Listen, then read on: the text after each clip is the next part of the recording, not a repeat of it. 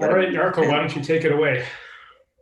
Hi, welcome to VCMC Motorsport presenting all about endurance racing or endurance racing 101. So maybe let's just do quick intros for, I don't think I know everybody or if everybody knows me or everybody else, but I'm Yarko Petru. I've been a longtime VCMC club member and am a racing driver with the Wu Chang clan. Why don't I go next? So I'm Mike Marich. I'm also the guy who runs Petrol Data Systems, and I sell SoloStorm and also other data logging products targeting endurance racing as well. And sponsor the club. I've been doing this for, I don't know how long. When did I first get the neon? And I've been race driving for a much longer time. Purely amateur. I have no real talent, but I really enjoy the sport. That's about it for me. Cliffy, why don't you go next? My name is Cliff. Yeah, I've been around a while. Not so much recently with the club, but yeah, come through basically autocross track days, a bunch of different little driving adventures, and I started racing with these guys back in 2013, or at least that's what my Facebook memories tell me. Yeah, but yeah, right now we do a lot of maintenance on the car, and yeah, I'm just here to tell you guys more about it. Rich. All right, yeah, I'm Richard Granzelli. I've also been a longtime VCMC member. Actually, it's funny, out of our team, I think I have the least tenure with the club, and I think I'm going on about, I don't know, 12, 13 years now, maybe even a little bit more than that. Actually more than that, definitely. Wow, that's scary to think about. So yeah, so started out autocrossing like everybody else on the team. And then in 2013, we built a car and started endurance racing. And so, you know, Mike has been probably the most active of the four of us autocrossing recently, but we still do it. It's still a great way to keep our skills sharp. And yeah, definitely I've noticed not autocrossing as much recently. It's certainly been a drag on my skills. So that's sort of our background and how we got together. And we all just know each other through the club. I would say that Cliff, Yarks, and Mikey are three of my closest friends, and we met through the club years and years ago, and yeah, do all these crazy adventures together. So it's tons of fun. Awesome. And we do have one special guest this evening, Jason Miles from Lucky Dog. Why don't you just tell us a little bit about yourself, Jason? Because I don't think most of the people here know you. Sure. My name is Jason Miles. I'm the technical partnership manager with Lucky Dog Racing League. So that means I basically do all the stuff behind the scenes. I do all the sponsorships, social media, track negotiations, all that kind of stuff for Lucky Dog. We just hosted our first race in Western Canada at Area 27, which was cool, and some of you were there. And I actually started autocrossing with VCMC back in 1997. So yeah, so I did that with, I was actually a member of BCMA, Burnaby Coquitlam Motorsports Association, and I did the VCMC events at all over the place, Thunderbirds Stadium and airport out in, shoot, where's that? Towards Ladner? Boundary Bay. Boundary Bay, yep. Oh, Boundary Bay, so, yes. Yep. So yeah, so that's my story, and a little bit, I took some time off of racing and then got back into endurance racing in 2010. And I think I've run about 75 endurance races. I also work as a trackside mechanic in SRO and IMSA as well. So, yeah. Awesome. Thank you. Thanks, Jason. Okay, gang, why don't I dive into our intro, which is what is endurance racing? What are we talking about here? And some of the differences between endurance racing and what most of the people on this screen will be used to. And Jason, you and I started the same year. I didn't realize that. So that's kind of that's cool. That's kind of cool. Yeah. So when we're talking endurance racing, we're talking wheel-to-wheel racing on a track for multiple hours, requiring driver changes. In other words, it's a long race. So most of you would probably know a Le Mans or the Spa 24 hours, something along those lines. So it's a long duration race, and endurance being the name of the game. You know, to finish first, you must first finish, and that's part of the name of the game. And it's also, I would say, certainly more so than what we'd be used to from an autocross or time attack standpoint, or even sprint races. Is it's very much a team sport. And on my time in this, I can tell you that the teams that work the best together tend to be the most successful, and it doesn't really matter how fast the car is, relative to where they are in their class. But teams that work well together do well together, and that's a big difference right there. Because I remember 20 plus years of autocross, I'd show up and it's pretty much all about me unless my dad came to help me change tires or something, right? So very team focused, and that's not just on the track, but that's just making the pathway to getting there, and we're going to talk about that. So let's talk a little bit about the driving, and how does endurance racing differ from what you're used to as autocrossers or solo drivers of some sort, or even hill climb. And I was thinking about how I would answer that question. One of the things I thought about is, absolutely, you're applying everything you learn from solo sports when you're driving. But when you're contrasting the two disciplines, let's say, and I was thinking about this, from when I used to hill climb, for example, you're in the car in a solo event, you're so hyper and laser focused on your run, what your car is doing, what's ahead of you, thinking ahead, pre-turning, attacking, all those types of concepts. And that's all present in endurance racing. But then you layer on top of that a couple other factors. One is you have these, 4,000, maybe some 2,500 pound objects around you, moving sometimes the same direction you are. And they can be approaching, or you can be approaching them at varying rates of speed. So you have a whole ton more variables in an endurance race. And unlike a solo race, you also can't afford to be going 10 tenths or 11 tenths the entire period of time, because either you or the car will not make it to the end. So there's a different mental approach in endurance racing, but there's also just a different, let's say, environment surrounding you. It's open passing. It's a race. So, and I'll think back to the recent race at Area 27. That is the most polite race I've been in my entire life. And I don't want to say because it was all Canadians driving, but I mean, since, I think, it was 2013. I mean, I've been in, I forget how many, I've lost count of how many of these endurance races, and inevitably someone makes a really bonehead, dangerous move, maybe not intentionally, maybe intentionally, either to pass you or to try to keep you from passing. And in the Canadian race, actually, I'd like to say that I saw some silly stuff happening, but I didn't see any aggro stuff happening, right? But you're blending all these additional elements into the driving, which as solo drivers, we don't really get to experience. And this is something that you sort of pick up over time. So you're from an autocross standpoint, for example, when you're thinking about spatial awareness of the car and you're an inch or so off of a cone, yes, you want to be able to nail your apexes and things like that as you would, just trying to get a fast lap. But now you're also factoring in, there's a car on the inside. He's also going for that apex, and he may blow his braking point or get his steering input a little bit wrong.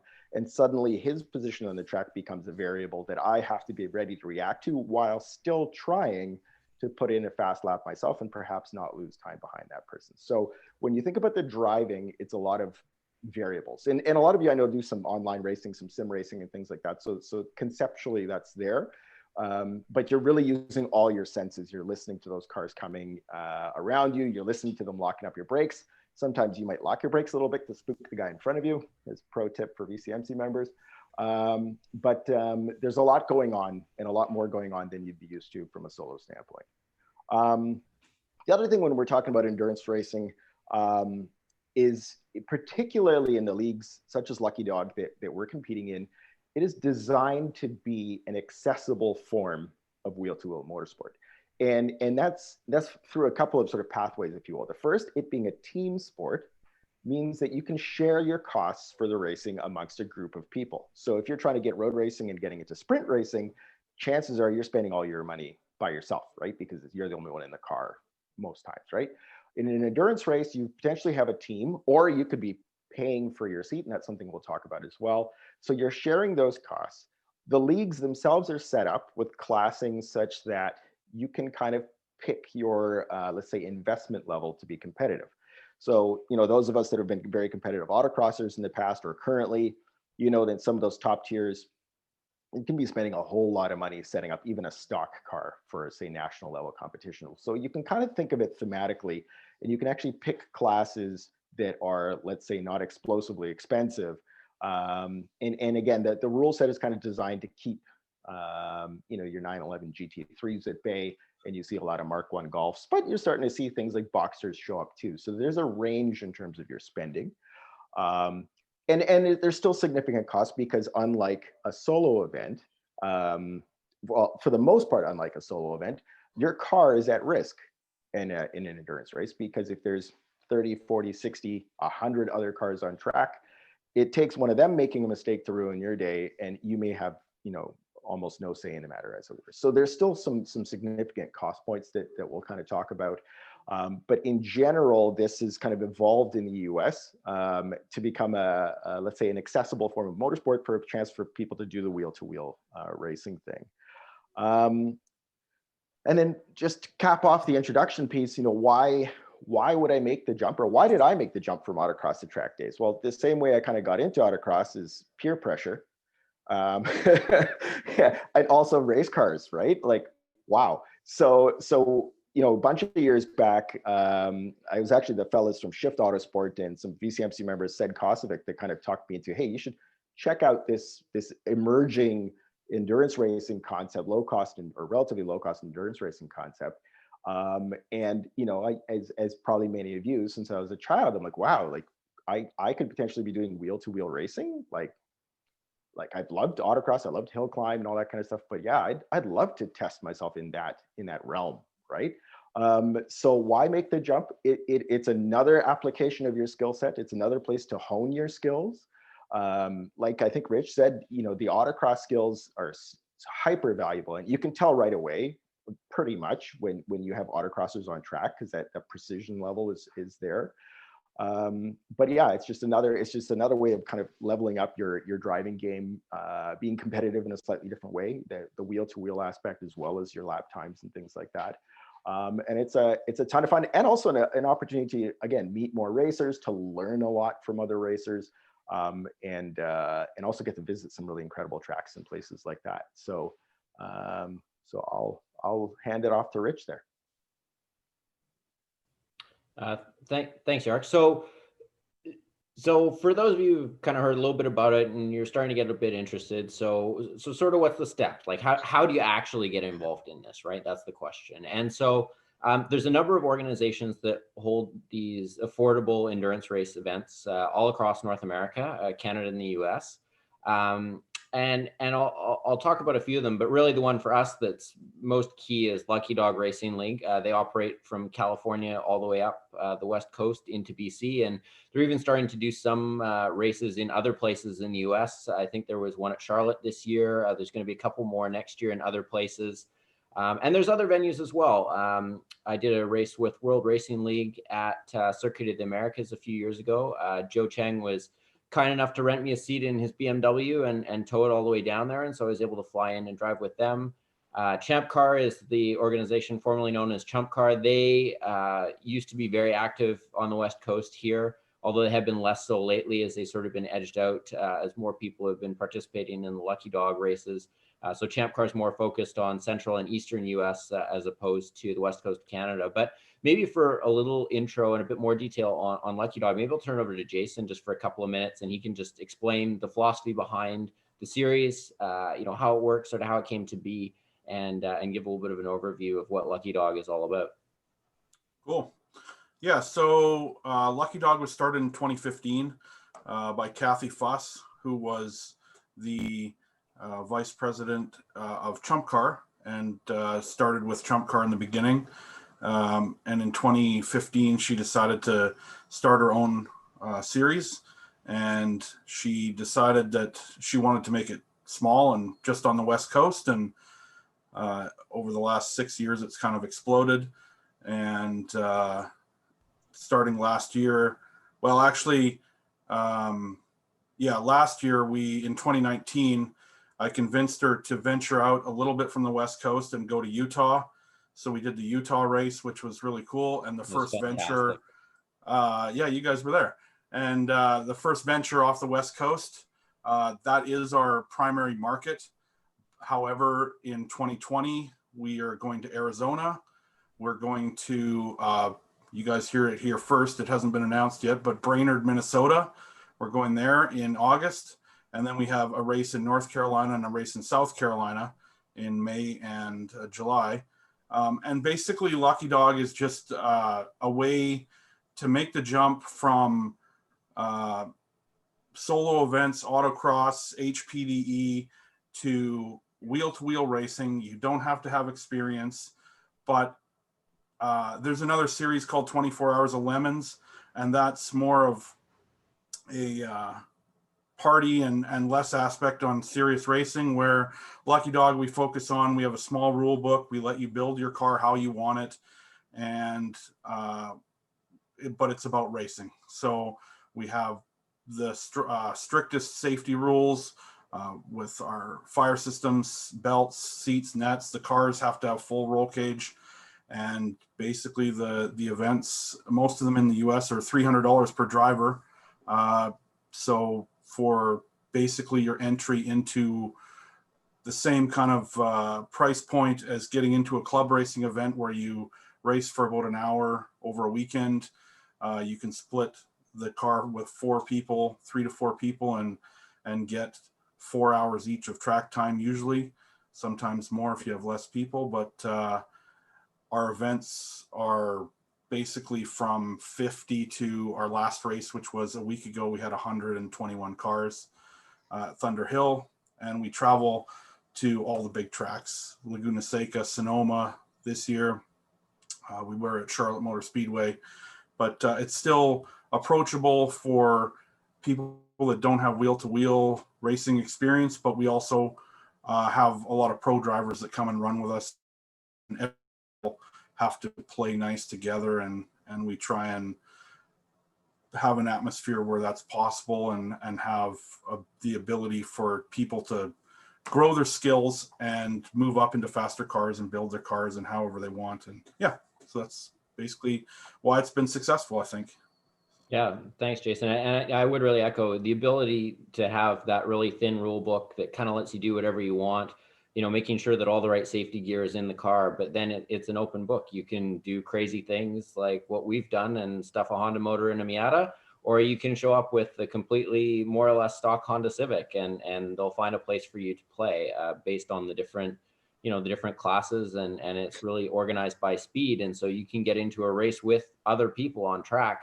And sometimes you don't even know if that race is for position, or if it's somebody that's 5 laps down or 5 laps ahead of you. And some of those are fantastic. I actually had an experience at Area 27 earlier this year. I was going back and forth with this RX-7 for about 45 minutes. Like, we were running nose to tail through traffic, the whole deal. And I could see him in my mirror. I'd pull out from him in certain areas. He was better on the brakes. He'd close right up, and we just went back and forth for a long time. He finally got past me, and then I got past him again. And afterwards, I walked down to his pit and just said, like, hey, who is in your car for the last 45 minutes or the last couple hours? And we chatted, and he's like, oh yeah, that was great, man. Like, I thought coming on the brakes a couple times, I thought I was going to tap your rear bumper. And it was just a ton of fun. Like, the most fun racing that I've had in years. And it was awesome. We found out afterwards, it was actually for position the entire time. We had no idea. We were just scrapping it out. But it turned out that whole thing was for, I think, 5th overall. And we just had an awesome time going back and forth and working traffic. So yeah, ton of fun. And like Jason said, really approachable. Unlike racing in conference or SCCA or SCCBC, there's no formal licensing requirements as of yet. So really anyone can show up with a driver's license, go through the novice school that Lucky Dog puts on, that kind of gets you up to speed on the basics like flags and driving etiquette, making sure that you hold your line when you're being overtaken, simple things like that. So it is really approachable. And there are a number of ways that you can get involved. So you can do what our team did from the outset and build a car, because we had four like-minded individuals that all wanted to go racing together. And so we prepped a car and did it ourselves. But the other way that you can do it is you can rent a ride. And so like Jarko said, that was his gateway in with Shift. He rented from them a few times. I think Mike also drove with Shift a few times over the years. I drove with Joe and his BOC team. I rented a seat in Las Vegas a few years ago for the finale for Chump Car. So I guess it was probably about 2014, so a number of years ago. And just a ton of fun getting different cars, meeting new people. And then the other way that I think is really great to get involved and to figure out more about the series, and if you really want to do this, is to also volunteer. So you can earn race credits and see things from the inside, get to know the people running the series, get to see which cars work, which are slow, which are fast, which are running well, which don't break down. I mean, it's an endurance race. Having a reliable car is probably one of the most important things that you can do. So it's a great, it's a great way that you can see things from the inside. I know Jason and his team are always looking for volunteers, and they, like any motorsport, it's what makes the events happen. And so we're very fortunate to have those people that come out and really make the events happen. And it's a great way to learn all about the series. Maybe when it comes to the actual racing itself, so we've talked a lot about seat time. So what does seat time normally look like for one of these race weekends? Typically, it's Saturday, Sunday for racing, and then a practice day on Friday, or if it's not a Lucky Dog hosted practice day, there's usually a track day on the Friday that you can do just to, get your feet under you, remember what it's like to drive a race car, which for some of us, when you only do 3 or 4 races a year, it takes a little bit to shake the rust off. And so just get comfortable with the track, learn the track, and learn some of the other competitors that are going to be out there. And then the racing itself, can be anywhere from 7 to 8 hours for some of the regular endurance races, up to 12 or even 24 hours long. So there was a 24 held at Oregon Raceway Park this summer. Unfortunately, we were signed up but couldn't go because the border was closed, which was quite disappointing. But it really runs the gamut of different times. And so for us, typically, we take a team of 3 or 4 drivers, so you can expect 4 to 6 hours of seat time over the course of a regular weekend if it's 2 8-hour races. And so, that's a season's worth of track days or a season's worth of sprint racing that you get really all in one weekend. So it's really makes it affordable and easier to get into. Speaking of the affordability, the costs do vary based on how fast you want to go. It's like anything in motorsports. If you spend more, you will go faster. And it also depends on whether you're renting the ride, which is the cheapest upfront cost, because you really just have to pay your entry fee and get your gear together, versus building a car. And then, so for ballpark numbers, just if you're curious, depending on the car and the team and what's included, renting a ride can be anywhere from under $1,000 to over $3,000. Again, depending on whether that includes your food, your hotels, obviously the wear and tear on the car. If you don't break anything, most teams, if you do damage the car, they'll ask you to pay for that damage. And so it's very important to go into those rental arrangements knowing what you're responsible for. And the expectation of, if you do something to the car, if it's your fault, or even if it's not your fault, what are you expected to pay for? What are you expected to cover? So that kind of gives a ballpark in terms of the costs and like how you get into it. Maybe I'll turn over to Cliff to talk a little bit about, what is actually needed to get there. If you do decide that you do want to enter a race, what are the pieces you need to get there? Okay, yeah, thanks, Rich. Judging by the list of names down the participant list in this chat, most people have done, obviously autocross,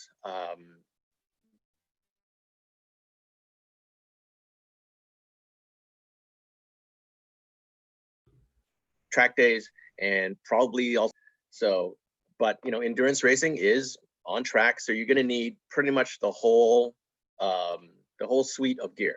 So helmet, a head and neck brace, your suit, gloves, underwear, boots, all that stuff. I would recommend, if you're kidding yourself out, Mike is holding up a head and neck device right there.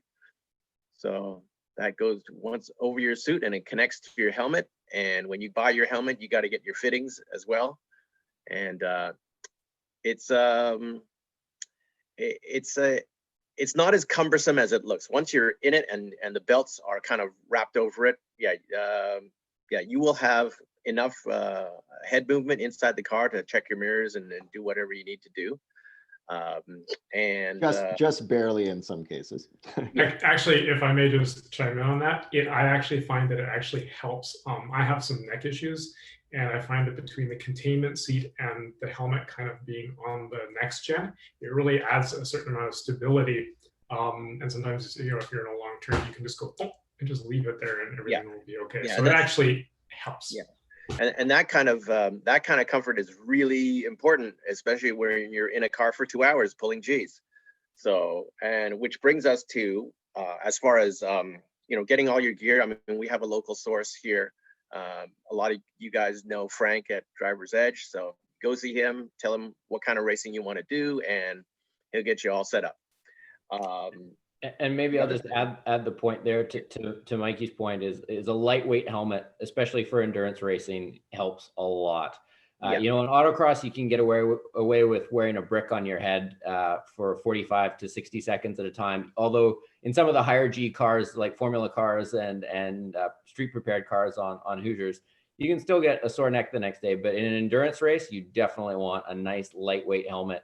I made the switch to a carbon helmet a few years ago, and yeah, it makes a big difference. Mm-hmm. Yeah, I'll echo that and also add, you know, if you were going to Mars next week, you wouldn't want the cheapest spacesuit, right? Yes. And so think about that contextually when you're going into a race car, because as those of us that watch Formula One saw this morning, stuff happens. Spoiler alert. Yeah, spoiler alert, stuff happens. And you want to have good gear, and that means comfort as well as good protection, and especially because of the duration of the event, the comfort piece is really key. Exactly, and get 2 sets of the Nomex underwear, because wearing the same set for the second day, and if it's hot out, it's not so comfortable. And the other part of it is, your temperature management as well. I mean, as you go and travel, I mean, most of the races do occur in the summertime, but some places, Mikey's holding up what we have there is the cool shirt, and that helps a lot. You put one of those on, it's like air conditioning inside your suit. You know, 2 hours is nothing. Yarko, you don't have one yet? Oh no, I do. Oh, you do? Yeah. I learned that lesson the hard way. Yeah. I didn't have one when I was racing. Yeah, and 2 hours sweating in a car, it takes a lot out of you. You got to stay fresh. And it doesn't even have to be like Utah or California. I remember a race at the Ridge in Washington State where you guys had to pull me out of the car at the end of my stint because I had no energy left. And part of that was heat management. Exactly. The other part of it is when you're getting your helmet fitted and everything else, is your communication system. That's another dimension to road racing that you don't have in time attack or autocrosses. You have now pit to car communications. So you have your radio harness, you figure out how you adapt that into your system. There is I don't know if there's a radio of choice that all the teams use, but I guess you can ask any one of us.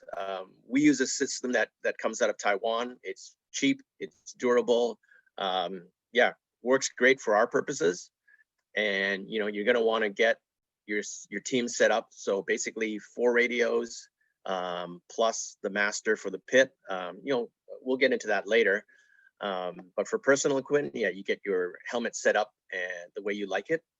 The other thing that every driver should have is a personal GoPro.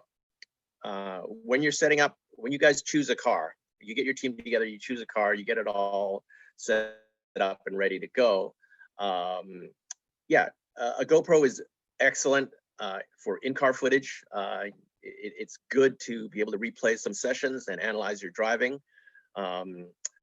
It's also good in submitting footage to race officials to see whether or not an incident was, either just a racing incident or it was a fault of, one driver or another, and they can review that, post race and decide, what to do with that. And it also helps you in terms of, determining your team, whether or not, okay, is this an intentional damage, or is this just a racing type of thing?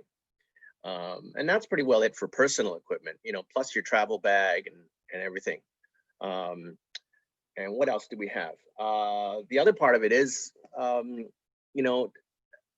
don't know how long or short some of you guys have been participating in motorsports, but you have to ask yourself the question, do I have what it takes talent-wise to do this? The cross-section of driving talent in a Lucky Dog event, or in one of these, low barrier entry endurance style events, ranges from people who are pro racers. Like, you will get a guy named Randy Popst jumping into cars, and he's been a long time road racer, US touring car, IMSA, he's done it all.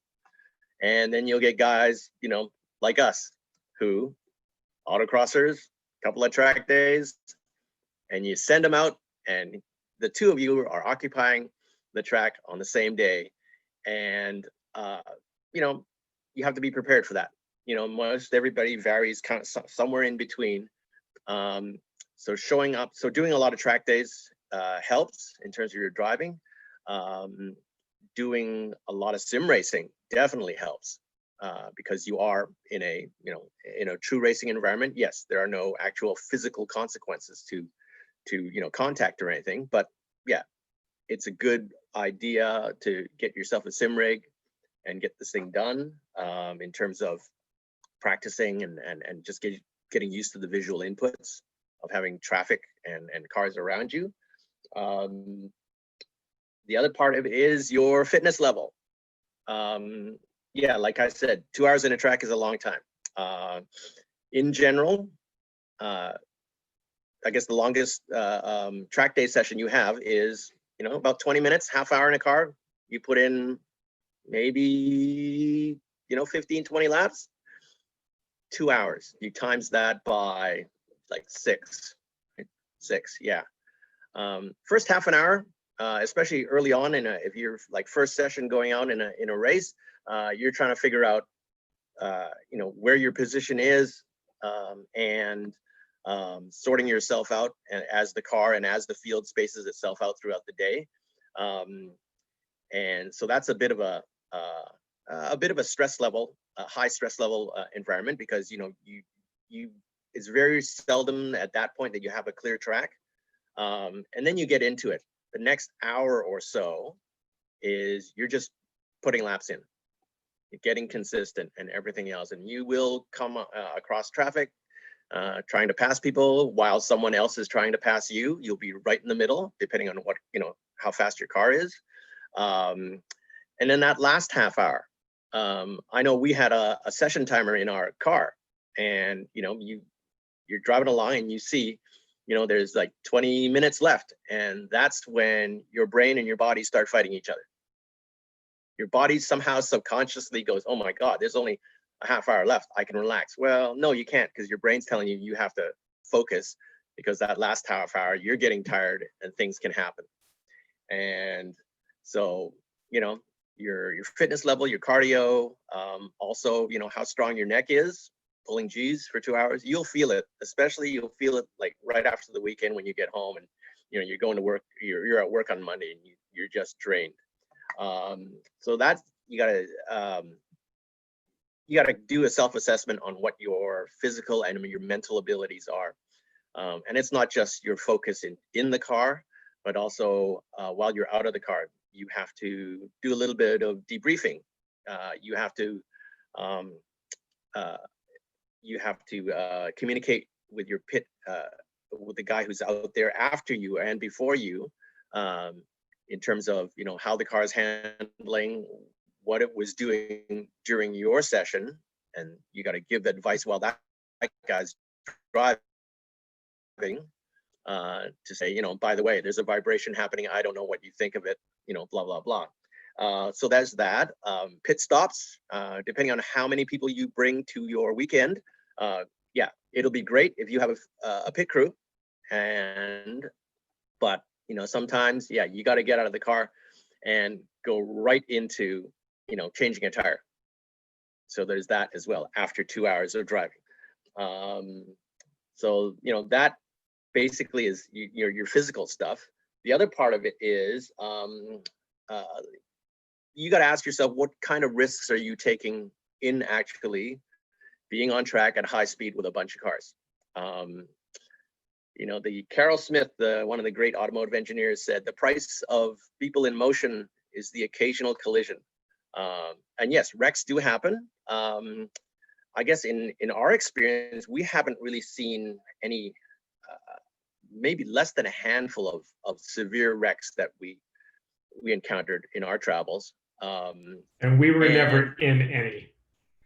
No, never in any. Just mechanical failures, yes. Driver failures, also, yes. Yes, oh yeah. So, there's that. The other part of it is, I guess, when you go to a Lucky Dog weekend, yeah, definitely do the track day or the ground school when you need to.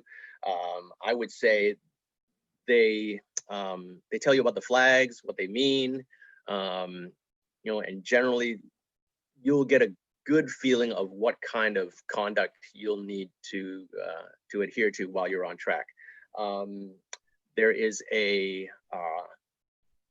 they keep a pretty tight grip on driving infractions, and they'll pull you in, talk to you, and tell you what you did. And every time they pull you in, it's for a certain amount. You get a time penalty. So and over the course of a 8-hour race, every time you're stopped adds to your overall time, or it could drop you down in position, and it compounds. So yeah, as a result of that, I think most drivers are on very good behavior because they don't want to let their team down. So what's happening here? Oh yeah, if you're ever in a situation where you're off course and your car is facing like the opposite direction, yeah, it's always best to stay in the car, and wait for instructions. Sometimes the safety team will come for you. Sometimes, yeah, it might not. You may be able to get your car back on track safely in a break of traffic. There may be instances where, yeah, you will encounter other accidents under a yellow flag situation. Yeah, you always have to be wary about the safety car, course workers, track marshals, running from one incident to another. And so there's that part of it too. Yeah, and again, also, always stay in the car unless, of course, there's a fire, in which case, get out. The first thing you do is get out of that car when it's, of course, when it's safe to do so. The fire teams will come in. Also, I mean, as part of the safety of each vehicle, we have to equip it with a fire system. So if you have one of those, yeah, pull it and then get out of the car. Other than that, we'll turn this over to Mikey. He'll explain a little more about what it takes to get a team together. And Mikey, there's a couple of questions here too. Oh, just before you go off mute, I see a couple questions came through, or one question. How often do you have to stop for refueling? What about tires, brake pads? How do you prep the car to withstand 2 hours on track without overheating? So maybe just before we turn over to Mike, I'll answer that really quickly. So it is mandatory that the car needs to stop for 5 minutes every 2 hours. With Lucky Dog. Driving stint is 2 Other hours. series may vary. In Lucky Dog. And it is a minimum 5-minute pit stop. So the idea being they don't want you to rush the refueling. We don't want to have any spilled fuel fires in the pit lane because of sloppy refueling. And if you do spill fuel, you will get a penalty when you're doing the refueling. So you have 5 minutes. Nobody's allowed to be in the car when that's happening. And so that really keeps a lid on things. And it also helps to even out different cars. Some cars have very large fuel capacity and smaller engines. They can go the full 2 hours. Some cars have very large engines and smaller fuel capacity. They can't necessarily make the full 2 hours. When it comes to tires and brake pads, typically for an event weekend, tires, in Lucky Dog, Hankook is actually the sponsor. So we run a spec RS4 tire. It gets great life. So we can do multiple race weekends on a set of tires. If you have a heavier car or you're running in another series where you can run a softer compound, maybe they won't last the entire time. I know previously on our old car, we ran Bridgestone RE71s. We could get about 6 or 7 hours out of a set of front tires on a front wheel drive car. And so it was often tough to make the full race distance on a set of front tires. So we would have to change tires sometimes. Brake pads, it's a similar story. You should find a compound or be able to find a compound that can last the entirety of a race. Sometimes for a 24-hour, you do need to change brake pads during a 24-hour race. You can't always get the compound to go the whole time, but there are lots of options. And again, because the rules are more or less free, you can upgrade and put the biggest brakes you want on the car. You can use different calipers, rotors, et cetera, et cetera. That's something that we've been fighting with a little bit on our car this year. We made some improvements to make the car go faster. And now guess what? The brakes are no longer up to the task. And so we're trying much bigger brakes for next year to help first of all, make the pads last longer and also stop the pedal from going to the floor, because that's quite terrifying at high speed. Yeah, it's very exciting to find out that that's a problem mid-race. Yeah, good for 30 to 45 minute sessions, but at an hour, the brake pedal starts getting very soft, which gets quite scary. And then the last thing I'll say, how do you prep the car to the last 2 hours on track without overheating? Cooling, big radiator, oil cooler, and then test. Forced induction cars obviously typically create a lot of heat, so they're not necessarily the best choice for endurance racing. There aren't too many people that run forced induction, although there are some teams that do and have done so quite successfully. So it's all about heat management, building heat shields and having a big radiator, big oil cooler, and again, logging all your temperatures so that you know how much heat you're creating so that you're not overheating the car. Yeah, and Rich, if I may, like not everybody is going to run a data logger, and you may not have to, but if you are pushing a lot of power through the car, it's definitely a good idea. We were in the situation where we did end up blowing a transmission on our Miata because we're putting quite a bit more power through it than originally was specified, and we're running essentially a stock Miata transmission and a stock rear differential. And what we ended up doing is, as Rich talked about, instead of just running an engine oil cooler, we're also running a transmission and diff cooler setup. And we found it makes a significant difference into the life of the driveline oils that we're running. So, it really just depends how far you want to go. But basically, you're not building a car to be as light as possible. You're building it to be reliable and to be there at the end of the race. And I guess that can take me probably into my my own spiel. Are we good for me to take over now, Rich? Yeah, go ahead. All right, so we're going to talk about if you want to run your own team, what do you do? I'm going to talk a little bit about kind of getting everything running as far as getting the team together, getting logistics together. Before you do this, there is one thing I want to mention, and Cliffy touched on it a little bit. It's on kind of fitness level and kind of experience. If there's one thing you can do that will not, that doesn't require any serious money, it's improving your fitness, and it will improve your performance immensely up to a certain level. And there are people, they don't really exercise, they just go and they race and they have fun, and that's great for them. But if you want to be able to, I think, do well at it and enjoy it and come away with those weekends and be somewhat useful the next couple of days, it's a good idea to have a little bit of a fitness program going. A lot of people like to cycle or to jog. I've started doing more interval training, so stuff that spikes your heart rate a lot while you're trying to do things that are cognitively challenging. And I found that really just makes the driving a lot easier. So it's not anything, I'm not out doing ultra marathons or anything like that, just maybe 1 hour, 2 hour kind of things here and there. And it seems to work really well. That combined with driver cooling, we wear shirts now, and also drink bottles. So we put a drink system in the car, you just press a little button and you get drink, and you're just coasting around the track. It's great. At some point we have to figure out how to muffle the sound, so there's just less input happening kind of going into our brains, so we can kind of concentrate a little bit more. But these little things that you can do to yourself just to prepare yourself really make a huge difference. Okay. So getting a team together, I want you guys to think about something. There's a saying, great minds think alike and fools seldom differ. So if you're going to get a team together and get some buddies, you definitely want people that you can get along with, but you don't want people who think the exact same way you do. It'll be like lemmings running off of a cliff, and you can do that really easily. You know, someone will chase some little tweak to the car or get some crazy idea for an engine swap or something, and yeah, sure, let's do this. You want people who can kind of provide critical feedback to each other and are willing to accept that feedback and analyze it and kind of live with it. So be careful who you get into this with. We just kind of worked out really well as a team. We all bring, you know, kind of different things to the mix. And we're still friends after, you know, years of doing this, after, you know, ups and downs and a different car and everything like that. It's all, you know, we're all good. And we're, you know, probably as tight as anybody can be in this. One thing we do want to talk about a little more is technical experience, though, because this is like volunteer. A lot of people who come and volunteer with Lucky Dog, and nobody's making a fortune out of this, and that includes the teams. So you don't have a whole team of engineers or a team of mechanics to support the car. You have to do it yourself.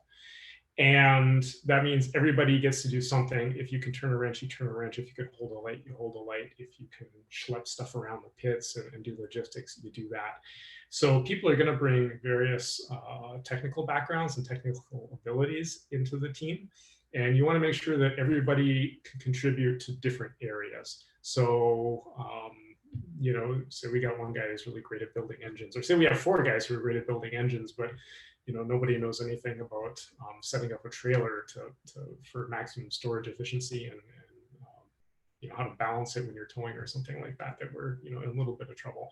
So you want to get people who have that kind of broad range of experience and knowledge and kind of leverage that. So again, think more like a puzzle where you have different shaped pieces and you're fitting them together and they complement each other really well. And if you don't have that, at least be funny. Yes. Or if you're Arco, just be gassy. No. Sorry. It's not wrong. It's not wrong at all. You know, the joke for us is on the race weekend, like we have to have like a whole stack of cookies or Arco won't show up. Like it's, you know, cookie time. And chocolate milk. And chocolate milk, yeah. You gotta keep the lactose away from you for a while.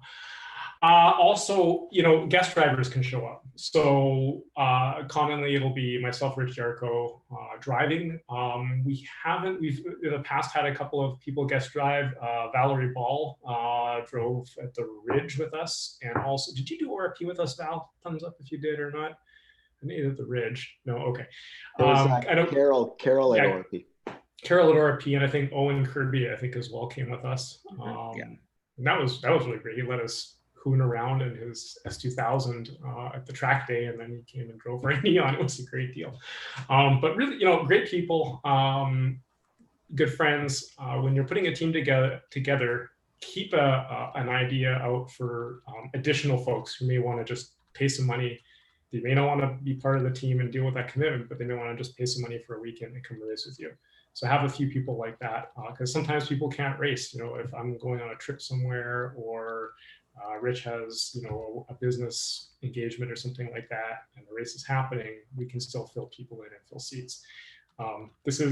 Nobody's making money doing this. So really what we're doing is we're just trying to cover our costs and make sure that we're not going to be left in a hole at the end of it. If I can add something there, Mike, yeah, go for it. An interesting point. You know, when you're an owner and when you're involved in the development of the car and the project and all that, you end up with a certain amount of emotional investment, right? And that can lead to a scenario where, to a degree, you can't see the forest for the trees in terms of what's happening with the car. So I know a lot of teams are quite open to having senior drivers hop in and do a arrive and drive with them or a pay seat, because you're also getting feedback from somebody who's disconnected from the team, right? So like I'm thinking back to like in Utah when we had Randy hop in the car and you know he's providing some feedback about it. And I mean obviously as a pro level driver, so it's even better. But being open to that. Understanding the risks, but being open to that as well also sometimes can give you a fresh lens, particularly if it's somebody who's car hopped a fair bit. That's a good point. Yeah, Randy Post gave us really good feedback. If you ever get a chance to get him or one of these other guys that Jason and the Lucky Dog group have come out to the races to hop in your car and give you some blunt feedback, do it. It's totally worth it. And melt your brakes. Yeah, and melt your brakes. They're hard on brakes. And, I'll tell you a story about kind of like contrasting drivers and experiences between myself, Yarko, Rich on the radio. Like Yarko and I will be like, da, da, da, da, da, telling stories. Hey, I think I want something for dinner or whatever. Just kind of, whatever. And Yarko wants to know position. I want to know who I'm hunting, what's going on. Rich is like, shut up. Don't say anything. Just let me drive, Mike. Just shut up. Just don't say anything. Fair enough. So last race, we're having issues with the brakes. Yarko's like, Mike, the brakes are going away. This is really bad. I'm like, okay, fine. I turn in the car, I go, and about halfway through, it's really bad. So what I'm doing, my strategy is left foot on about half of the turns. I've got a left foot brake about 4 times to pump the brake to build some pressure, and then I can brake and trail, heel toe and trail brake and keep going. So it's not the end of the world. It's not great, but it's not the end of the world. I'm going. Rich is getting in the car next. I'm like, but Rich doesn't like being talked to too much. Even when he's getting in the car, he gets a little, I'm like, okay, I'm just not going to say anything. He'll figure it out on his own. Anyways, that was not the right move to make. So I learned a thing about Rich. Tell him when to brake. I reminded him that critical information on the radio is good. So like, the brakes are dodgy. That's information I do want to hear on the radio. Are we going for Mexican or the steakhouse for dinner? That I don't really care about when I'm in the car. It's really about the critical information. So we all work differently. Anyhow, so that's kind of a little bit about the team and the drivers and what we bring. But then, if you really want to get serious about this, you got to start looking, okay, I need a car. We got to gang together. Now we need some sort of vehicle. And the best thing I can tell you is buy something, don't build it, or something that's partially there. It's just the cheapest way to do it. You're going to buy someone else's, what do they call it? Money pit, or their hole in the ground that they sunk all this capital in and now it's gone for a few $1,000s. And we did that with a Miata that was spec'd for endurance racing. And that worked out really well for us as a starter. But if you do want to build, even if you buy still, if you do want to build, think about this. The car can be too light. This is an endurance race. It's not a sprint. It's definitely not an autocross. There were incidences in, I believe it was Chunk Car, where the passenger side of, I think it was 1 or 2 cars got hit. And there, by the regulations, there does have to be like, I think it's just like an X brace on the passenger side to prevent intrusion into the passenger compartment. And the scrutineers discovered that I think the teams were using exhaust tubing to try and save weight just for that particular bit of bracing. Stuff like that, just don't do it. We are running extra coolers on the car. We have 2 fuel tanks. We have the cool shirt, and now Lucky Dog is required these really large fire suppression systems that have like, what do they have now? Like 8 outlets on them. There's like 4 on the driver and 4 in the. It basically turns the car into like a stuffed cream puff, I think, if this one of these things ever goes off. So don't worry too much about weight. You're not going to want to take the rebar out of the bumper, like all the plastic. Some people put holes in it, but you could very well get a bit of a punt from the rear end, and you don't want it to take out your fuel cell. Or if you give someone a tap, you don't want it to take out your radiator. So think about things like that. Don't try and build it too light. Car selection. Can it make a good race car? You can pretty much take any car and try and race it. But whether or not you're going to be successful in the long term, especially in endurance racing, kind of comes down to a few factors. One of them is fuel capacity and the fuel burn that you're going to see on track. So some cars just have small fuel tanks. Our Neon, because we put in a slightly bigger motor, we couldn't do a 2-hour stint. We would have had to put a fuel cell under or something, and we called it. We said, look, it's just not worth it doing it to this car, so we sold it. What was something else that kind of made more sense. But you want to make sure that you can do those full stints and that you're not going to be, constantly running out of fuel. And we're still actually having some fuel starve issues because we do have a lot of burn and we're having some pickup issues, and we are back at this, but we have to sort it out. So be careful in that department. Also, what makes a good race car? Can you get hot parts or race car quality parts for it? Does the manufacturer still sell original parts for it, as opposed to like your Rock Auto really, really cheapy bits and pieces? We'll talk about that in a second. Can you get, how do I put this? Can you get like aero parts that are made for the car if you want to do aero, as opposed to having to do something on your own? So a lot of what's going to contribute to you deciding what car to buy is what can I buy for the car, and what, how can I keep a nice set of spares that are good quality in my spares bin and still keep racing. So we ended up just doing the Mazda route. We had a Neon, $20 drive shafts. Every couple races, one of them would go on us. They never really seemed to like to hold oil inside the car. There's heavy engine. It just really wasn't, like, it was the hard way we learned that it just wasn't made to go endurance racing necessarily. Whereas if you go with a company like Honda or Mazda that does have a racing heritage and a pedigree, they will sell and support OEM parts, so you can buy through Honda Racing line if we need to, through Mazda Speed Motorsports. They don't really know about each other because the car is kind of a hybrid. We don't call Mazda saying, yeah, I have a Honda motor in it, or tell Honda, yeah, it's in a Mazda chassis, but for the most part, we get support and some discounts. So that's really nice. And then, especially with regards to Mazdas, you can get all sorts of aftermarket parts. Because we're looking to make the car last, we upgraded all the hubs, front and rear, and studs on it. We upgraded the suspension a bit just so it's a little bit more robust. It can take a little bit of bouncing off of other cars. We've seen people running prototype parts on some cars and like suspension parts, and they fail, and we don't want to do that. We've even with some really robust parts that we have, we actually had a little bit of a failure. We realized in our last race was our front sway bar became not just disconnected, but kind of like sheared off of this mount. And so we weren't running any front sway bar. Well, we've got a few different options in how we can address this because the car is supported in the aftermarket. So BMW is really great for this, Honda, Mazda, even Ford products like Mustangs. People love Mustangs. There's a team named Son of Andre. They have like this older, I think it's a Fox body, maybe a notchback. Yep. And they fly. LX. They've done some neat stuff to that car. They moved a few things around in it to make it work. I think the suspension all got moved back and some things like that. But it's really, really fast. And Ford parts are cheap parts. Like you can always go to a wrecker and find what you need for it. The other thing to think about too is sometimes we're racing in the middle of nowhere. What is O'Reilly's or Napa going to carry? Maybe I can't get to a dealership necessarily. So that's something to think about as well. Can I throw in another one there, Mike? Yeah, sure, go for it. So 2 points, very related to what you were talking there. One, on car selection, look at who else is racing in your region or your area.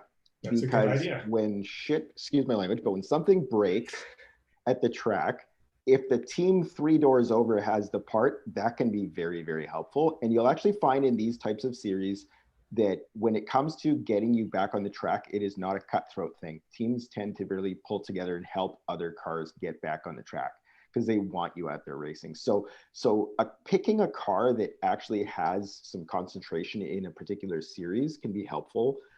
That's something I learned very early on from racing with Shift, actually. And there was a lot of older Volkswagens back then, and that happened to be their specialty too, but just availability of parts, because sometimes you never know.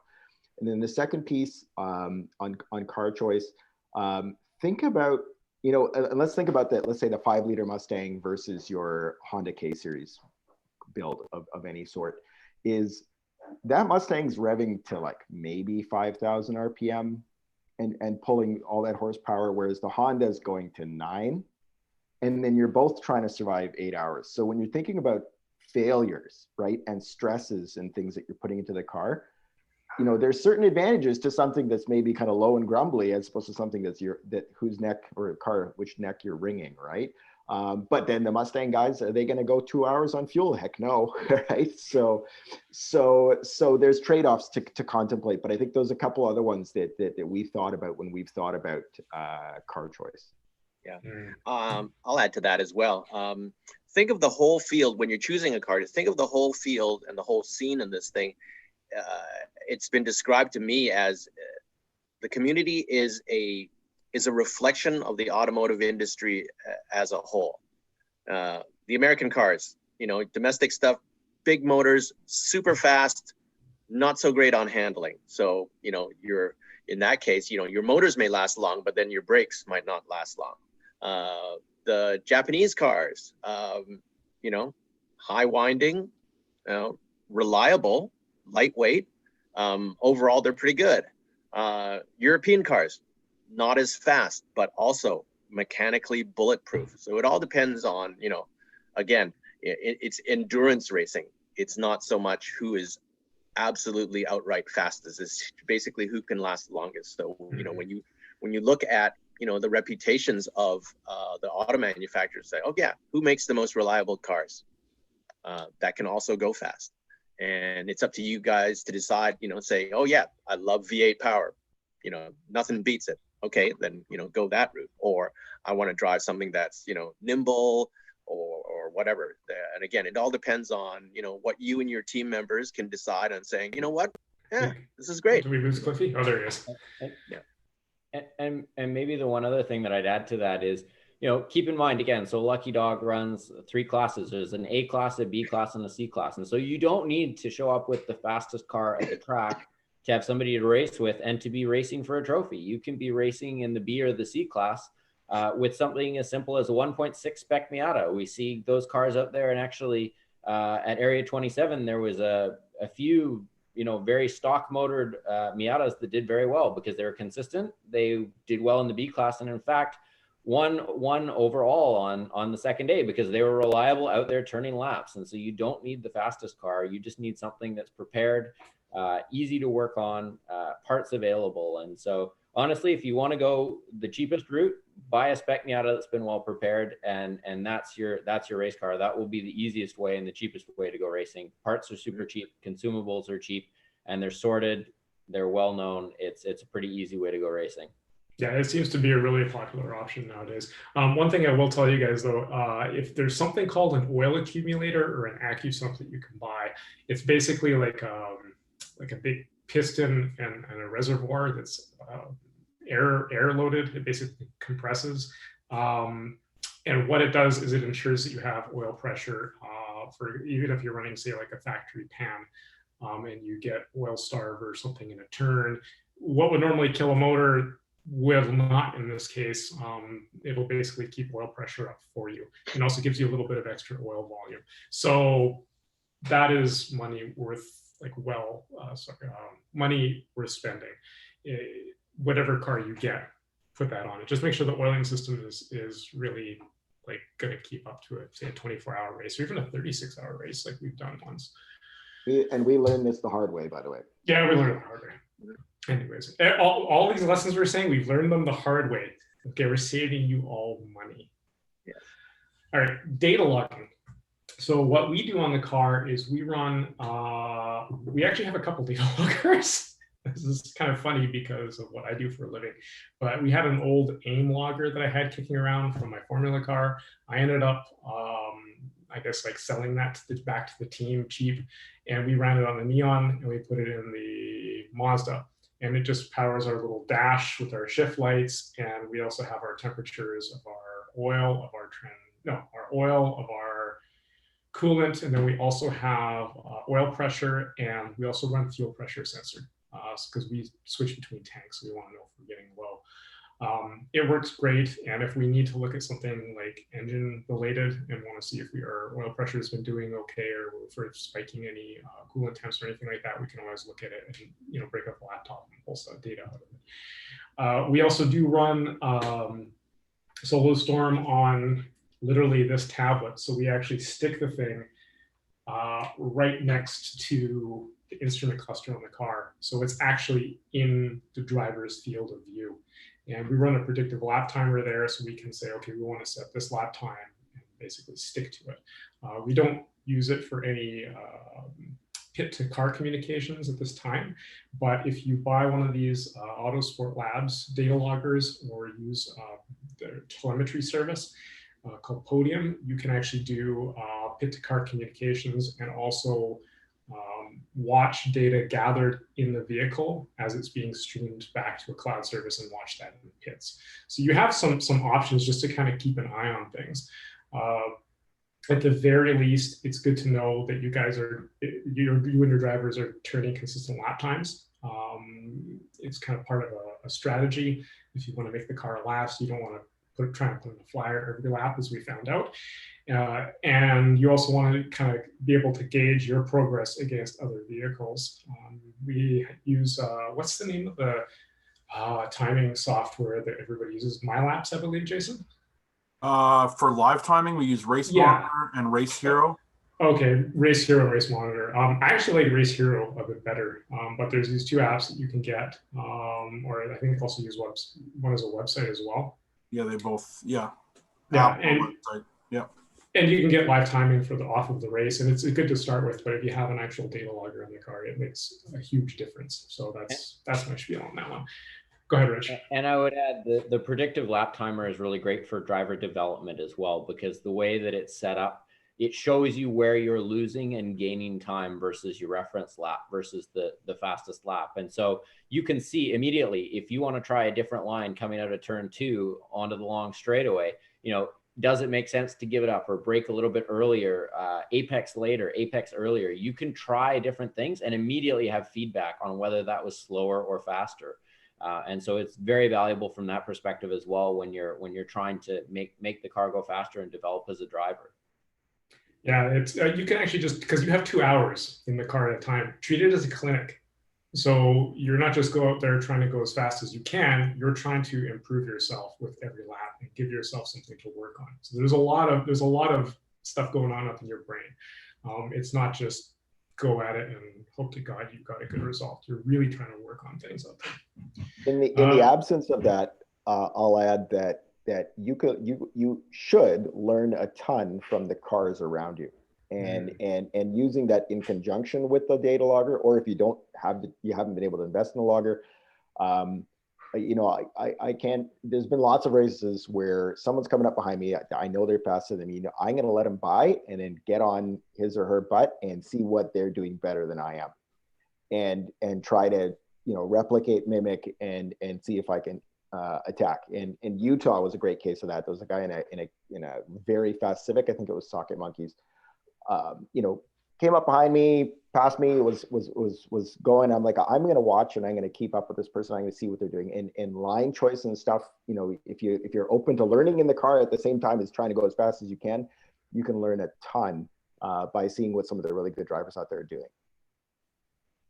And to kind of cap about the stuff, the data logging presentation, something Cliffy quickly talked about, getting a GoPro camera or some form of camera.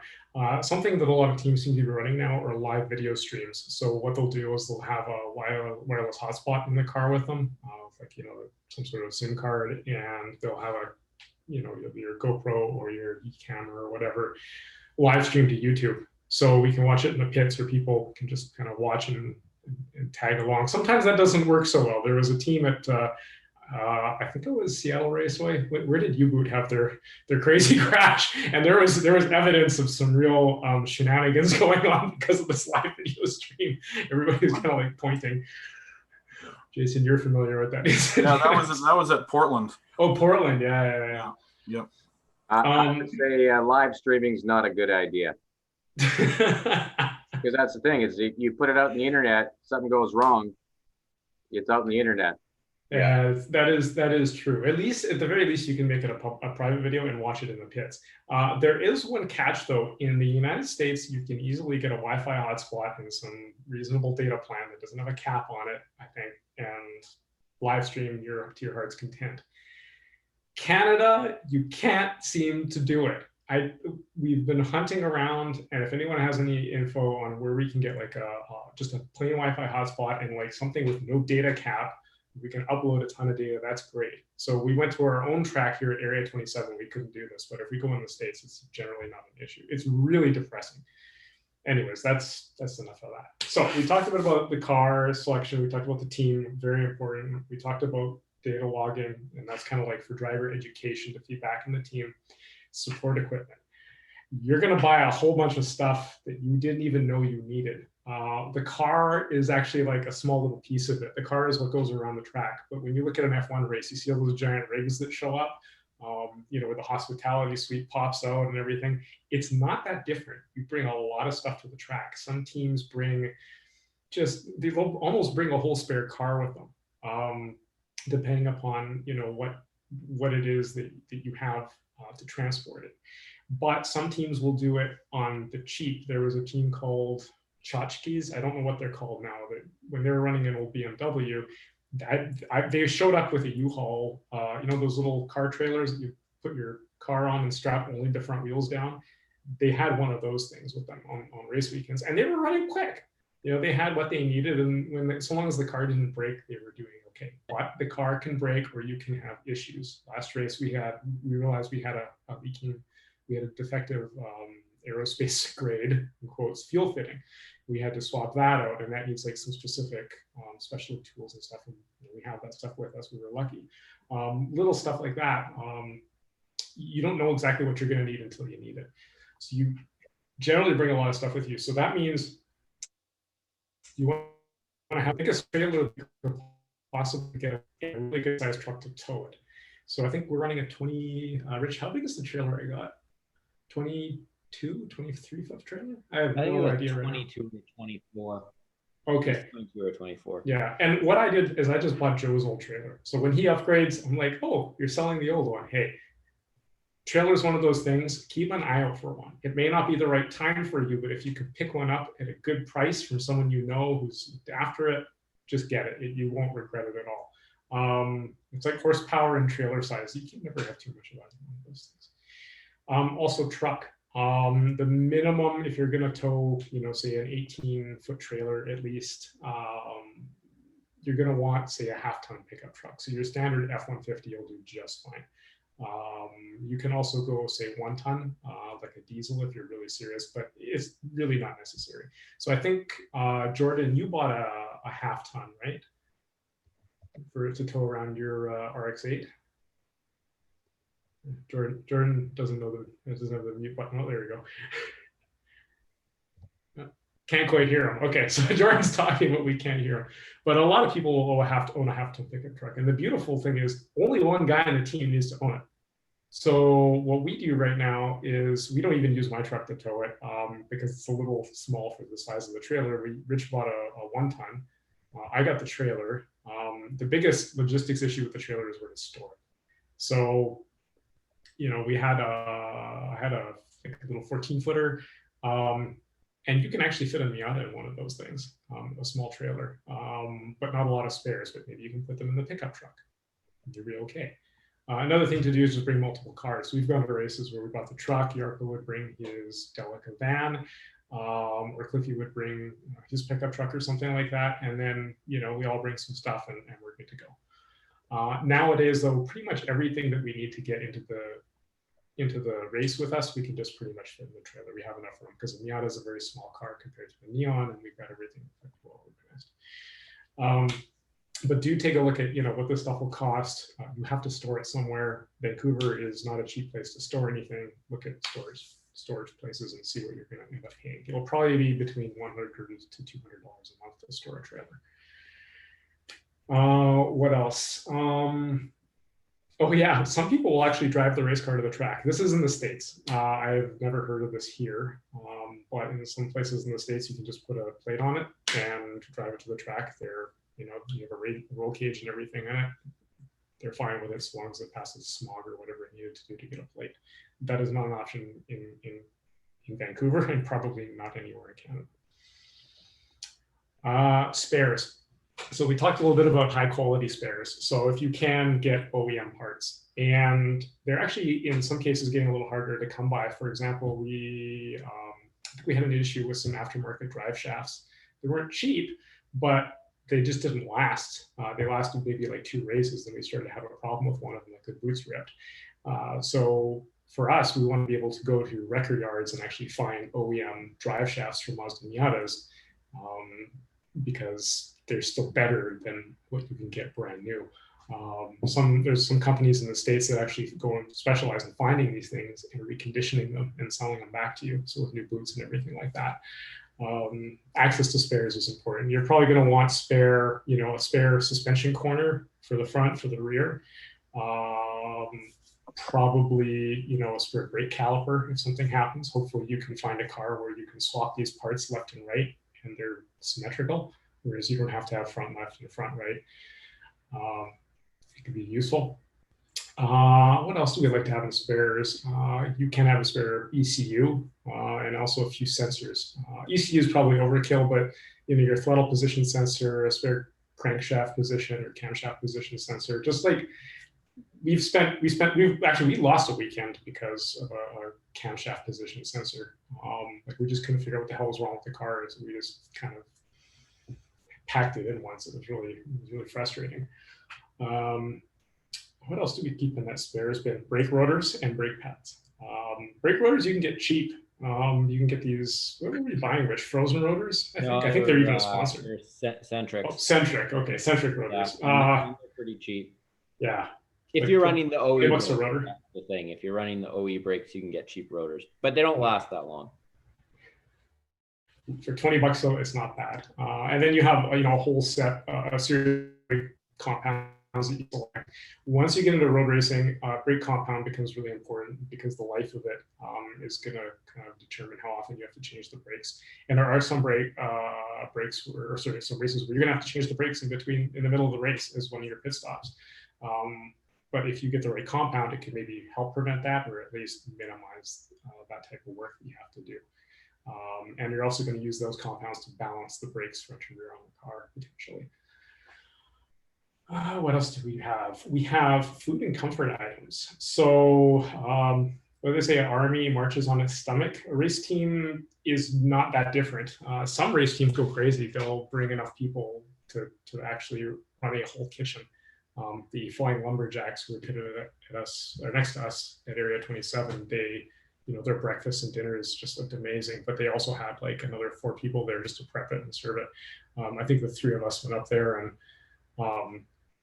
we just couldn't get anyone to come up because of some of the logistics behind it. And then we wound up inheriting somebody from a team that had to retire. We got Carol Wong from the VOC team because their car broke, and she helped us with some stuff. But generally, if you can, get good food and get good quality food. Don't be eating junk food on these weekends. You need your brain working. You don't want the itis, so don't just carb load. We like sandwiches, whole wheat breads, lean cold cuts, lots of vegetables. Don't go too crazy. Drink lots of water. If you can, bring hydration mix. There's a company that we like called Scratch. They make some really nice stuff. Gatorade is like, it's straight sugar. What we'll generally do is we'll have a bottle of water, tablespoon of Gatorade, and the rest water, and then we're good to go. And that's sipping for us. So make sure you have lots of water and lots of good quality calories to consume while you're kind of like not racing. Radios. So we talked briefly about the radios. We have been using these ones by a company called Baofeng, and they're about as high quality as the name implies. Where we may go with like a Motorola or a Kenwood. We're not 100% sure. We've had some failures here and there, but we think it's probably because we left them in the shop over the winter and they just don't like the moisture. So we've had like microphone failures and stuff.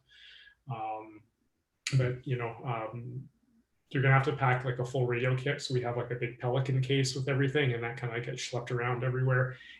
Best thing to do is make sure somebody in the team owns that and keeps it at their house and looks after it. And their job is to bring it charged. We also keep our transponder in there. You can rent a transponder from Lucky Dog. They're required for timing. If you can find one that is not a fee-for-service transponder. So what AMB has done, who makes these transponders that get used, they don't make a transponder you just straight buy anymore. You have to pay an annual fee now, and you pay less for it up front. If you can find one of these ones where you just pay for it and it's yours, do it and keep that with the car. Jason, you've gone off mute. I think you wanted to say something. Yeah, so for the transponder thing, I'm actually just working on a sponsorship with MyLaps right now. Should be finalized before 2021. So the new transponders, they do have a subscription. It's $169 for the transponder the first year, and includes the transponder and the subscription. But you get 25% off with Lucky Dog sponsorship. And every year it's another, I think it's 109 or 129. This is US minus the 25%.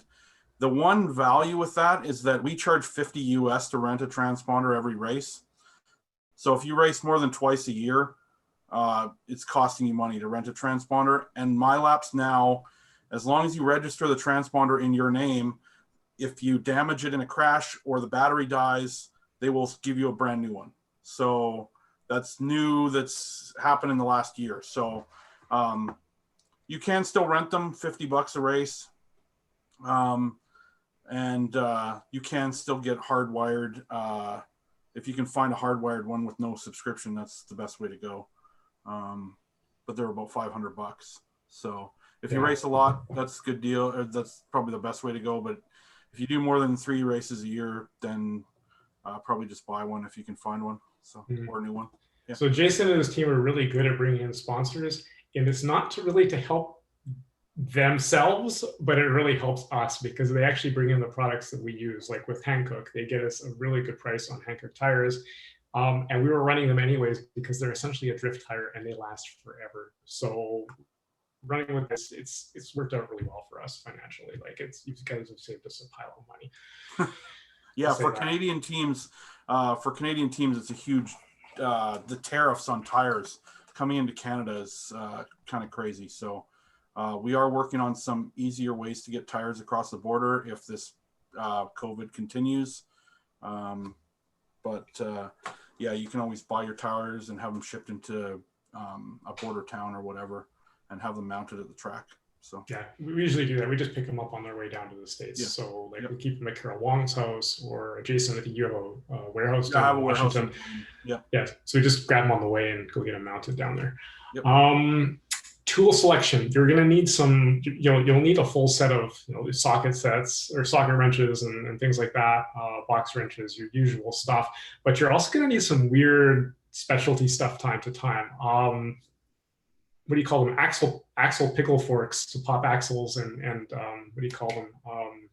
Tie rod ends, those like especially pullers and stuff like that. So stuff that you're going to have in the shop, you're going to want to bring with you. So you're going to want to build like some sort of like tool chest or something that's easy to transport. Cliffy built this big rolling one. We went to Canadian Tire, Rich and I, and we bought 2 sets of these, I think they're Mastercraft cabinets. Home Depot. They're Husky, and they were on sale for cheap. Buy your stuff on sale. Go to, when Canadian Tire has sales, when Home Depot has sales, buy your stuff there. Don't pay retail for anything. Yeah, and you don't need the $4,000 Snap-on toolbox, right? Like I said, like Cliff built us a great cart out of some wood that was lying around the shop, some casters that we had, and then we bought these couple of cheapy toolboxes, and they do the trick. They hold all our stuff. It works. It's not the fanciest. It's not it's not what you're going to see in a Formula One garage, but it does the job just as well as the Beta Tools boxes do. That kind of blends into team selection too. Try to pick a teammate, at least one teammate that's a really big, strong guy or gal, because we've made use of strong people in the pit next to us to get things loose. So this is true. So we could just stand on the wrench who weighs enough to get the thing moving. It's really helpful. On top of that, you're going to have to not just schlep around tools, but wheels and tires if you can get a tire dolly or something, and have a way in your trailer or your truck to easily mount the things and have them accessible. It makes life a lot easier. You're definitely going to want to have at least one spare set per kind of day of racing. You may not need them, but if something goes wrong, we had a little issue at our last race where we had to swap one out because we had actually a wheel torque issue. We didn't know what was wrong with it. But you're definitely gonna have spare wheels and tires there. Again, look for deals, look for sale price, look for sales. Sometimes you just run OEM wheels, get them from the wrecker, make sure they're not bent or anything like that. Put your tires on, go. Don't spend too much money on it. We also bring work tables. Like you can go to Costco and get these folding plastic work tables. We bring a couple of those with us, set one up at the pit wall. We set one up in our pit spot where our trailer is. So we're kind of going back and forth between where we park our trailer with these other trailers and over in the hot pit area, depending on what we're trying to do. It's good to have, a place where you can sit and put your stuff and kind of think and just kind of have your food or whatever. So tables are an important thing. Chairs, cutlery, all the stuff you need just to be comfortable. Sometimes you'll see people bring hammocks. That's one of my goals, is to have a hammock set up so I can take a nap. And one day I'm going to get there. Bring a couple floor jacks, impact guns, if you can. Definitely need, torque wrenches, all that kind of basic stuff. The one thing that you would never assume that you're going to need until you've actually tried the sport is something called floor dry. Your car will leak. It doesn't matter how good a car it is, it will leak while you service it. It's going to probably leak a little bit of fuel as you're fueling. You'll probably splash a little bit.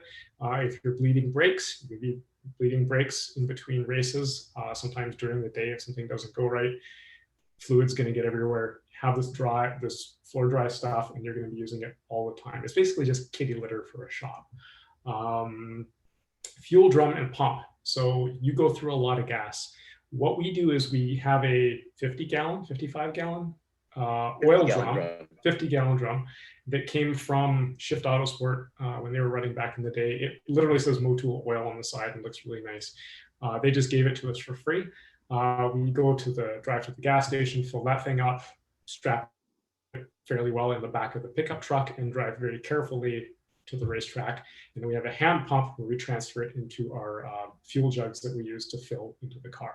So fuel management is going to be a whole thing during the race, like just managing who's going to go pick up the fuel, who's going to transfer it over, who's going to schlep it up to the pit wall, who's on the fire extinguisher, who's fueling. All this is the stuff that Rich plans ahead of the race. And we have little spreadsheets, and we just do what's in it and try not to screw it up.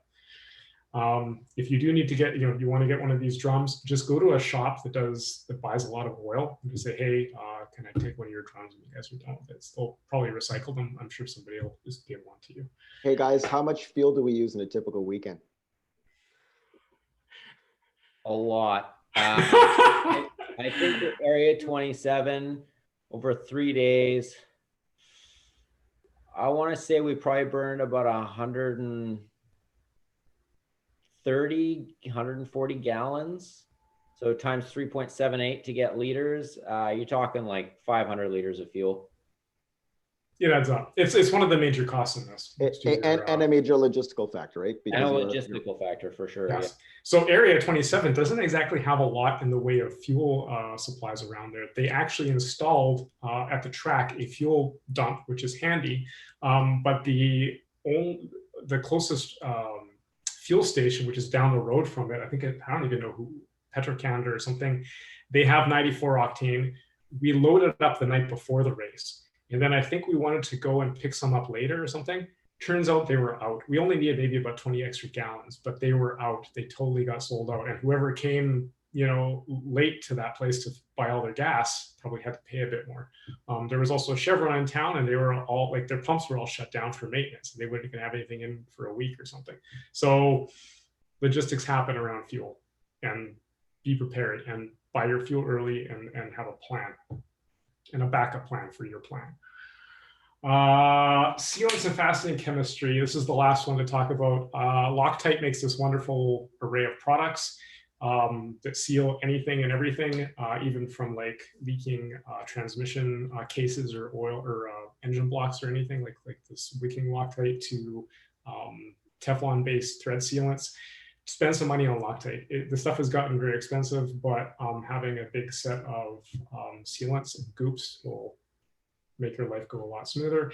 And there is one last thing that we run that I brought over from the Formula Car world, and aircraft mechanics will know what this is. It's safety wire. So there's a few bolts on your car you're not going to want to come off, like your engine oil plug and a few things. So because you're out there for a long period of time, it's hard to check this stuff. You're going to safety wire it. So you generally drill your bolts or find something to attach this wire to, and you kind of like braid it onto another surface, and that way your fasteners are positively captured and they're not going to come off. You find yourself checking bolts a lot more often when you do this type of racing. Yeah, oil filters as well. Safety wire on the oil filter is a good one too, so that it doesn't loosen its way off, as can sometimes happen. Yeah. So I talked about kind of what you're going to have to bring into a team. All the equipment, the team, the composition of people itself, the vehicle, all the stuff you got to bring. I did briefly talk about what Rich does in preparation for an event, having all these spreadsheets and just lots of planning done ahead of time. So Rich, I think you're going to talk about getting ready for a race. Sure, yeah. So I am conscious of the fact that we're pushing 90 minutes already, so I'll keep this relatively brief so that we don't lose too many more people off the call, and we'll try and wrap things up pretty quickly here. But when it comes to planning for an event, so first of all, obviously figuring out where the event is, when the event is, planning your schedule around there. Obviously, Lucky Dog works with the tracks to set the dates, and you really want to identify early which races you want to do, where they are, when they are, and then make sure that you get registered, because they do often fill up quite quickly, particularly the popular races.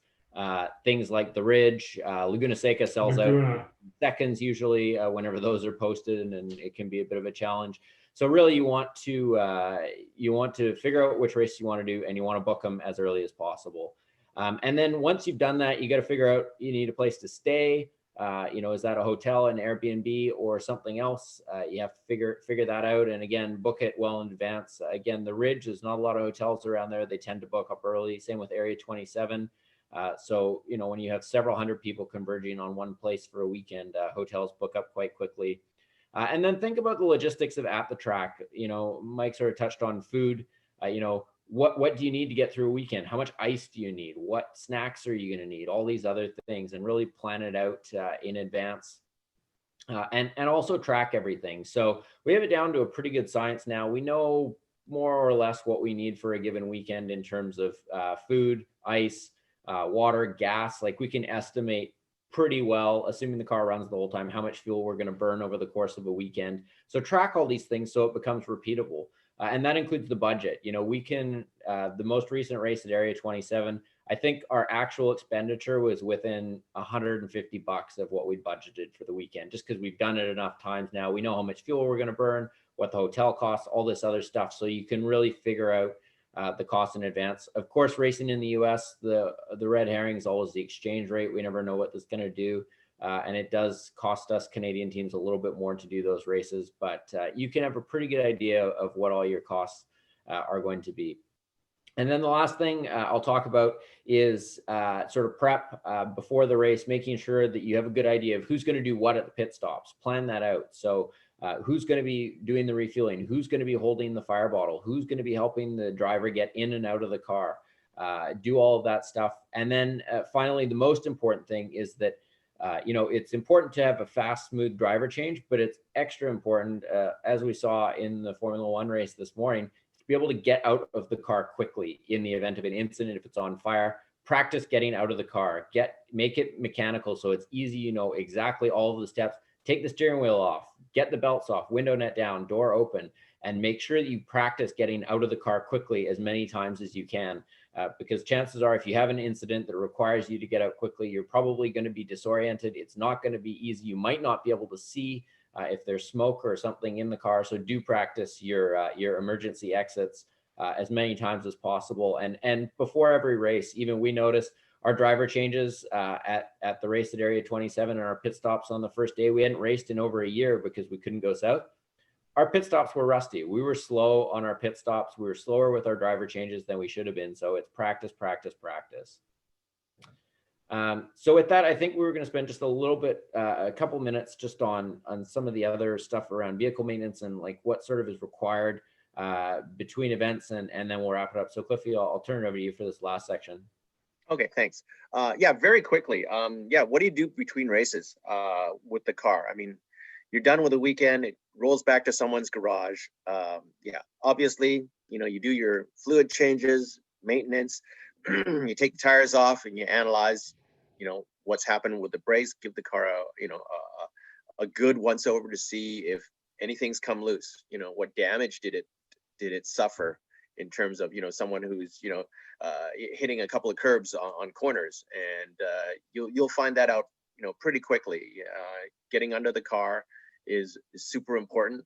You know, all your tools, all your specialty tools, like what Mike said, you're going to accumulate a lot.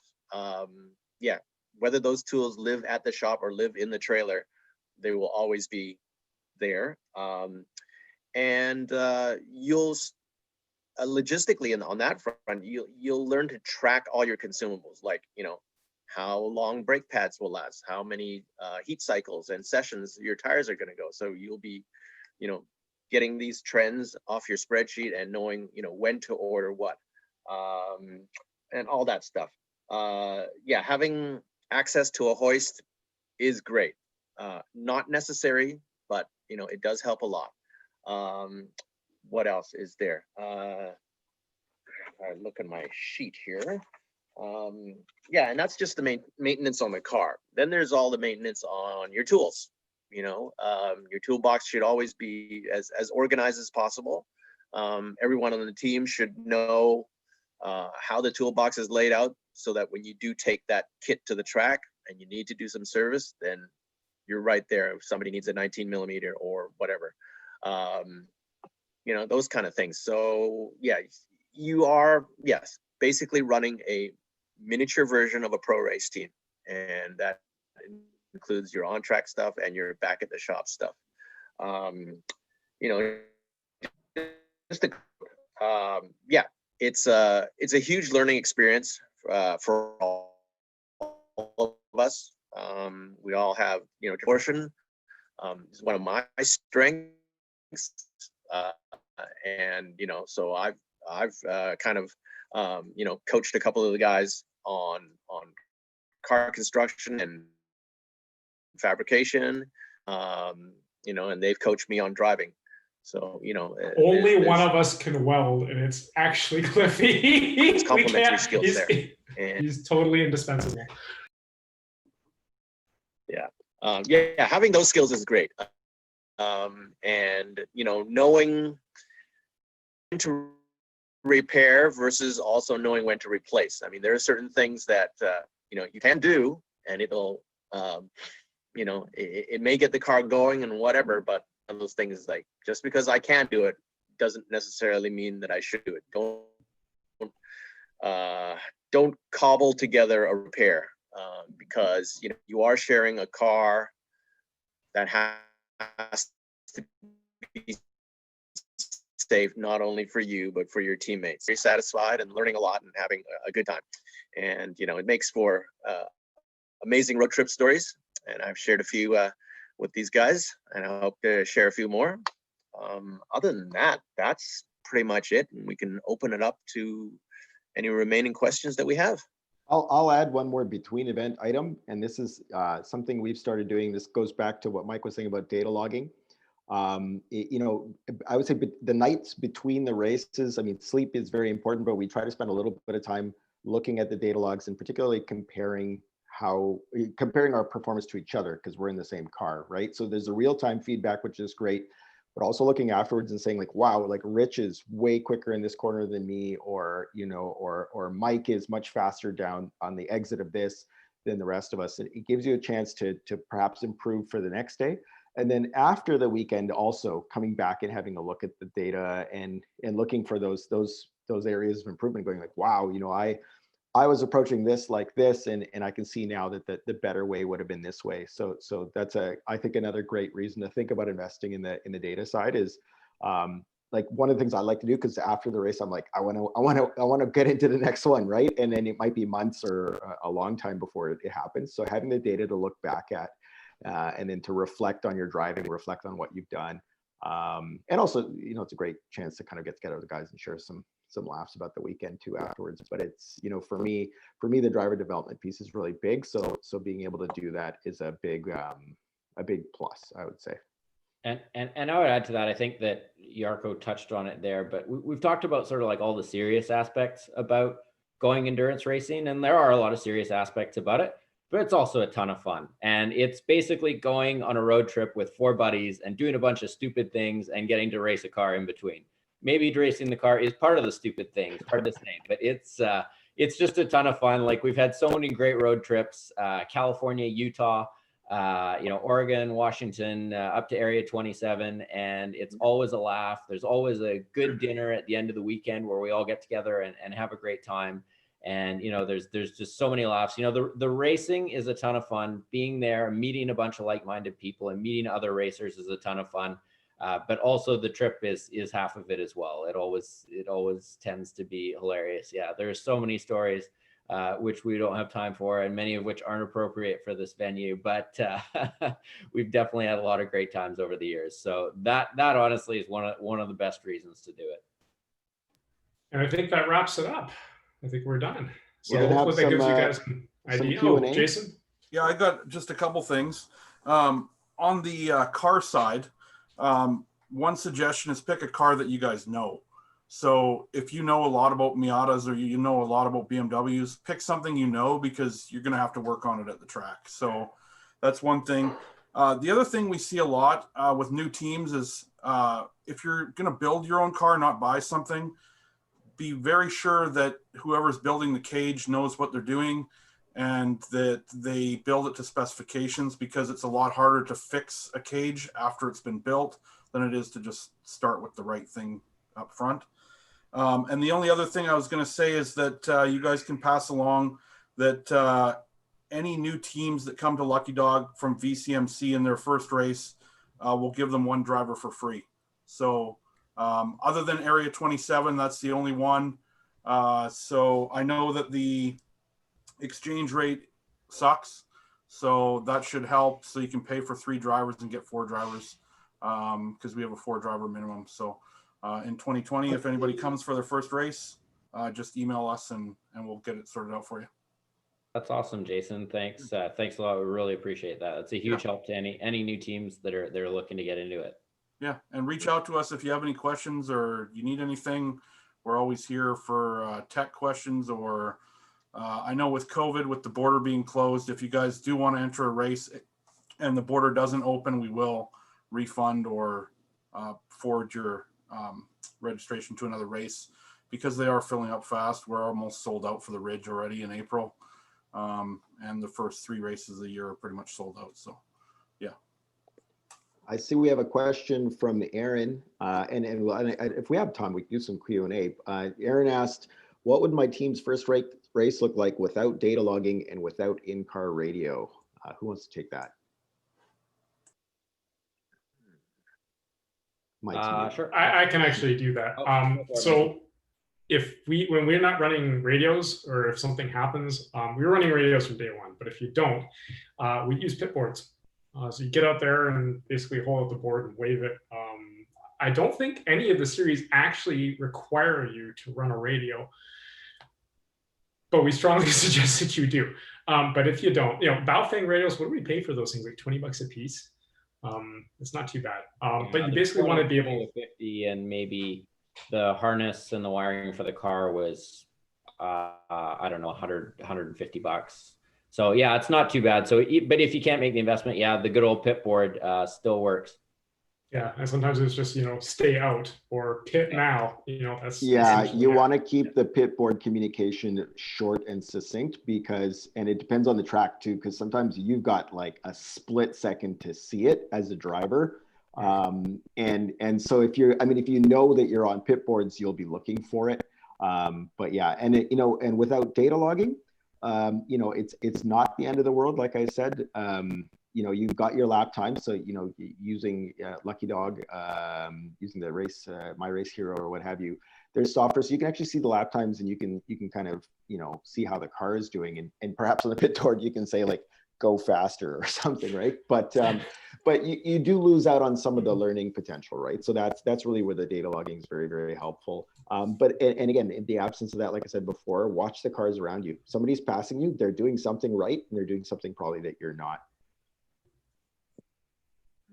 Yeah. Anyone else? One thing I'll add, because we did Area 27 Clive and I are members, and we did it with my brother. I know I jumped in late here, but the dollar per, even though endurance racing is expensive, the dollar per lap value you're getting in an endurance race is way better than most racing. Except for, of course, maybe doing, you know, your regular, regular track days or something like that. Autocross days is what I mean to say. Sorry. Yeah, for sure. The value for time is fantastic. We've definitely learned that as well. And again, like it's not cheap to enter a race, but you do get almost a season's worth of seat time in a single weekend. So yeah, it's definitely a great bang for your buck.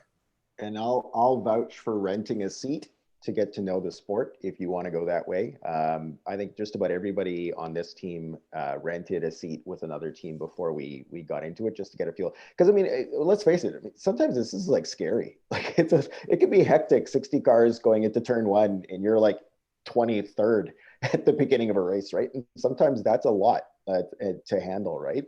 Even beyond that, sure, you know, it's fine. You get into the mix and all that, but sometimes, you know, there's moments that are different from what you're used to from HPDE even, or autocross or hill climb or those types of sports. So if you can dip your toe in, rent a seat with a good team, and get the experience in first before you go spend a whole ton of money, I would definitely vouch for trying that. Looks like we have another question. What was the difference in preparation between your first event and your second?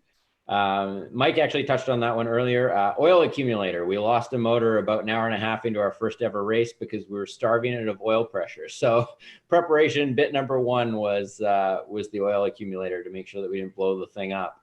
But realistically, beyond that, I would say just you know, learning what you need, like easy up tent, you know, a couple extra coolers, being more organized with tools and spares, and you know, you don't need to have everything at the first race. Like, you will accumulate it over time. Like, we've certainly built out our toolkit and parts and spares and all these things over time. Yeah, you don't, exactly. It's death by 1,000 cuts. Mikey's making the hand motion. We don't do it all at once. You don't need to come in with the Formula One team rig. Like, that's not necessary. Mike said one of the other teams, Tchotchkes, they actually used to drive that E30 BMW to races. Like, literally, Did they really drive the car to the race? They drove the car to the race. They raced the car, Okay. and drove it home, and they had somebody at like an SUV with a bunch of spare parts and a few tools in the back. And if it broke, they fixed it on jack stands, and then they drove it home afterwards. And so, yeah, really don't have to get fancy. Just get out there is, I think, that the biggest thing. Be honest with yourself about Yeah, how much work you're willing to do at the track too. I think early on, like, we were ready to swap motors and do all kinds of stuff. And then, you know, you look at some teams, more senior teams like BOC, for example, something big goes boom, pack it up and go home. Something small goes boom with them. They're like, oh, we're yeah, good. fair enough. We're not here to jab them, Mike. But Fair enough. but be realistic about that. Like, one thing, you know, I mean, racing was shift in the early days. I mean, they were a garage. They were supported by mechanics, so they could. I did a race with them where they swapped a cylinder. Yeah, we were swapping the cylinder head on that car. So you know, when you're thinking about your spares and your investment and things like that, you got to think about, like, you know, half shafts. Yeah, you're probably going to have to learn how to do that if you haven't done it before. But some major work, you know, there's a question mark, and it's also how far away is the race. If I went all the way to Laguna Seca and this happened to us, we went to Laguna, engine go boom or something happened. Yeah, we're running around looking in junkyards for motors, right? So you know, when you're thinking about the initial investment in the team, I think Rich really nailed it in terms of that stuff does accumulate over time, but you also need to kind of take an inventory as a team and say, okay, where do we draw the line? You know, we're not going to build a whole new race car overnight between a Saturday and a Sunday, right? So, or you are. Yeah. I was going to just add one more thing for 2021. We haven't released it yet, but we are going to be expanding our ground school Friday track days. So for new teams, we're almost at the point where we can announce that new teams that are their first race to Lucky Dog or first race to Open Wheel, they can have a free track day at certain events. So the Ridge in April, Portland events, and some other ones as well. Sonoma, we're running a Friday track day, Area 27 Friday track day with instruction for no cost. So Just going to add that in there. That's fantastic. That's great. Yeah, because it can be very intimidating just jumping into a race with zero experience. So that's great. Thanks, Jason. Cool. Well, I don't see any other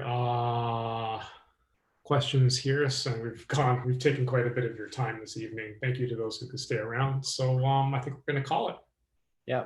Thanks, everybody. That was great. If there's any other questions, post them on the forum, or don't hesitate to reach out to any of us.